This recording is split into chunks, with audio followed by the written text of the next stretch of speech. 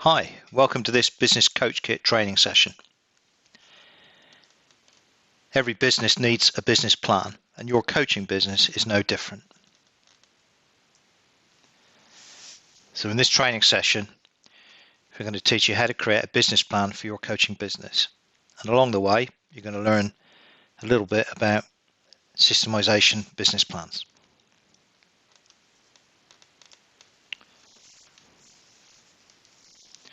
If you're looking for an investment or a loan, it's appropriate to create a business plan that's really comprehensive and contains full details of strategy, risks, the management team, products, competitors, and so on.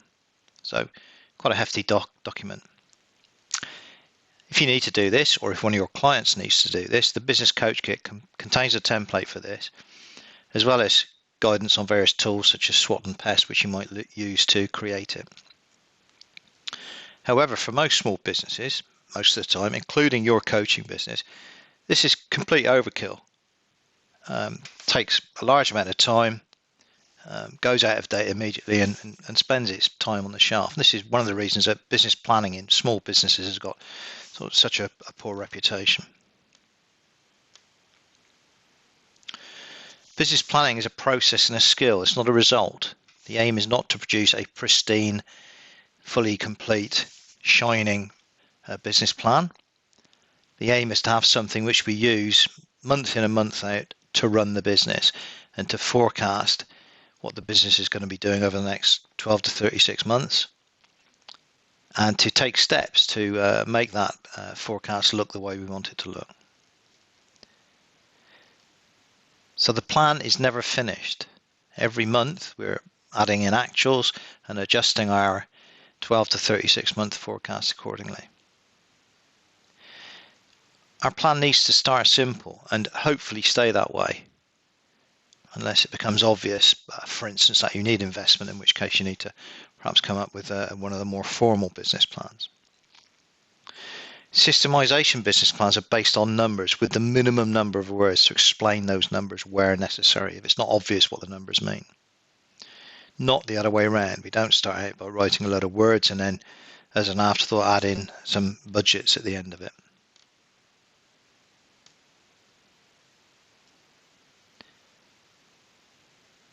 So in the Business Coach Kit resources, you'll find a couple of examples of this. This is what you can use with your clients, but you can equally use it now to set your own business plan up if you so wish. So one is there's an exercise called the 1 hour business plan.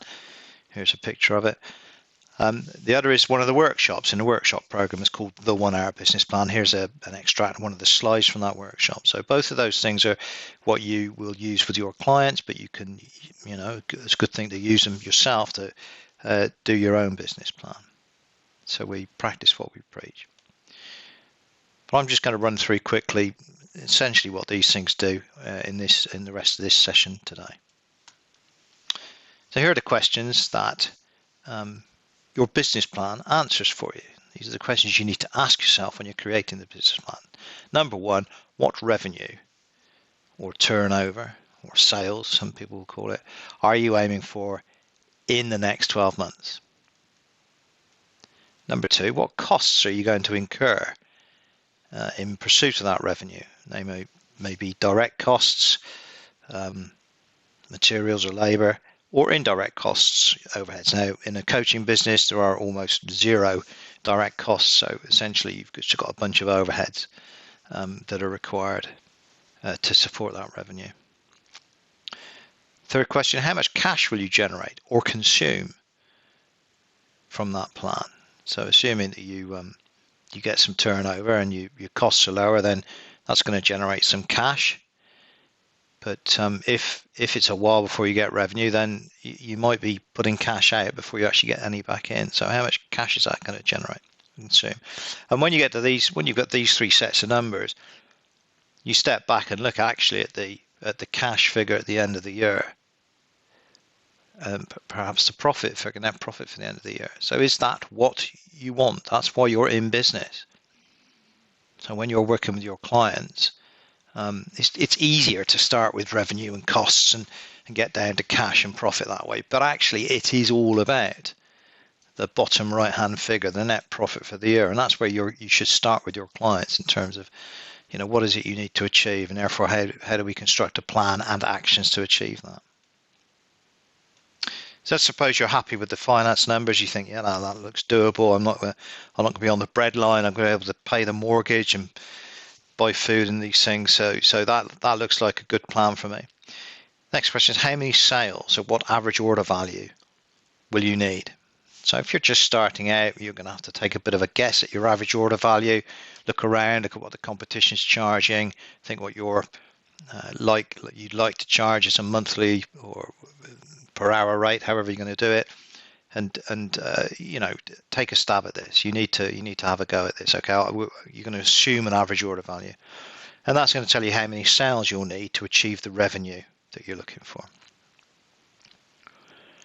So in order to get sales, you need to do some marketing stuff. This is covered in other training sessions. What kind of marketing do we do?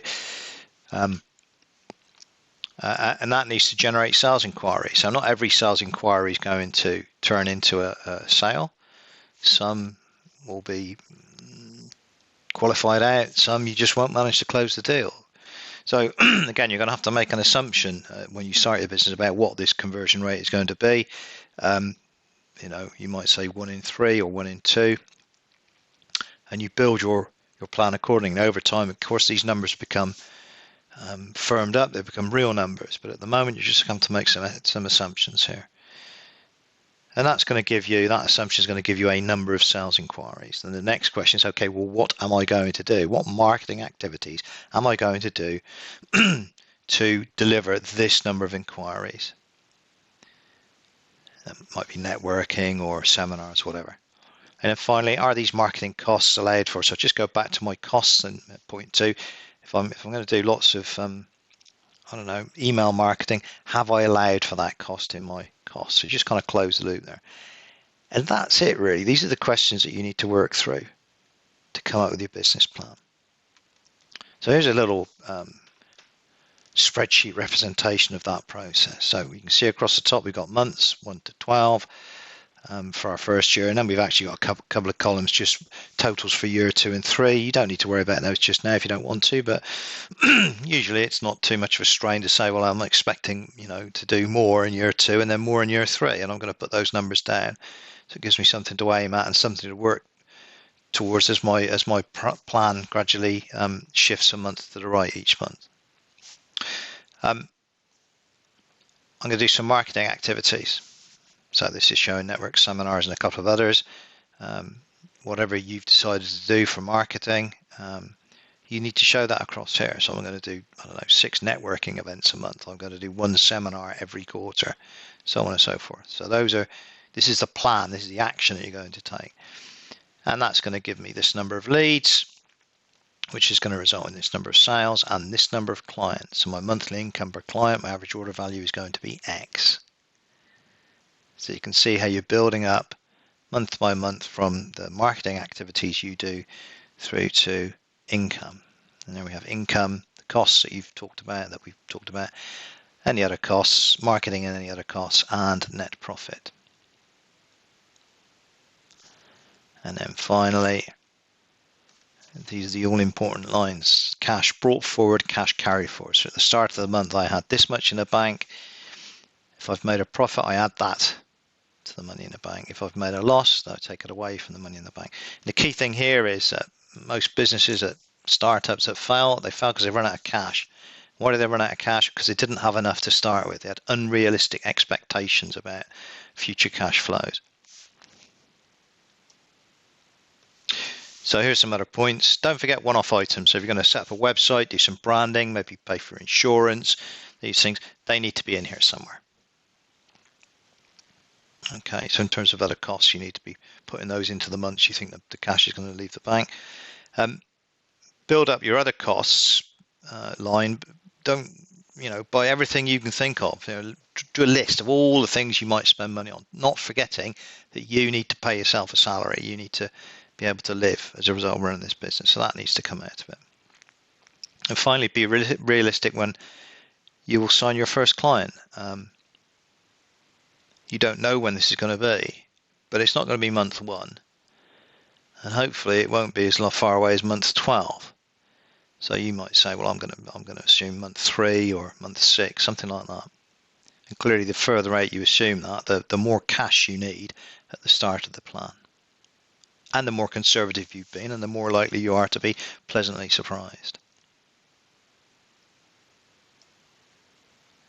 So you've got all this on a spreadsheet. Okay, so it's a very trivial way to set this up on a spreadsheet. There's your business plan. Your plan is all about driving action. So I've mentioned the cash. Do you have enough cash to launch the business? So if you're saying, oh, looking at this, unless a miracle happens, I run out of money in month 3, that's a problem.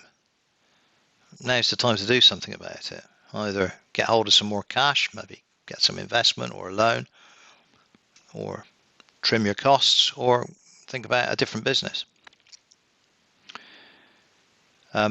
You need to schedule repeating activities such as the marketing activities. They won't happen just because you've put them on a business plan. If you're going to do 6 networking events a week, that's not unrealistic. When you're starting, you've got nothing else to do, you really want to drive sales. At some point every week you need to be out networking, and at some point you also need to be booking the next week's networking events. So put those in your diary with reminders to make sure they happen. And you need to get started on things like your new website. Well, so that needs a specification. You need to find someone to deliver it. You need to find out what it's going to cost, place an order, so on and so forth. So let's get on with those. Final point I mentioned earlier, then systemization. Our business plan is not a dusty folder on the shelf. It is something we use, if not day in, day out, then month in, month out, to control the business. So we set out what we think or we like to happen, and every month we can compare that with what actually happens, and we take any actions necessary. So our business plan becomes our KPI sheet, our live plan. Now there's a separate training session on the KPI sheet, setting up and using a KPI sheet as your live plan. So all I'm going to do here is show a little example. So here's someone's KPI sheet, which has got, as you can see, marketing stuff at the top, leads. It's got sales stuff next section down, which is wins and losses, and then finally it's got some actual finance, income and cost information further down. So this started as something like this, somebody's plan, someone's vision in their head about what they're going to do, and has ended up with the real numbers going in and sort of projecting forward. So there's a plan forward against this. Okay, let's summarize that. First of all, if you want to be a systemization coach, you want to be teaching other business owners how to run a systemized business, your business needs to be systemized.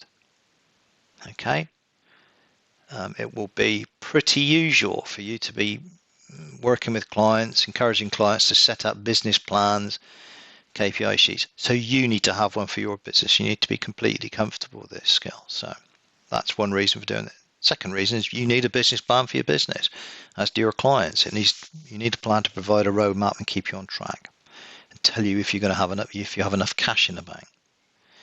Systemization business plans are simple and composed mainly of numbers, with, if necessary, a few words to explain perhaps the growth or the cost or the change in a percentage margin or ratio. What are you doing to make that happen? There's a few brief narratives required. And systemization business plans are live business plans, updated monthly, used to manage the business. They're not things that are stuck on a shelf. Okay, that's it.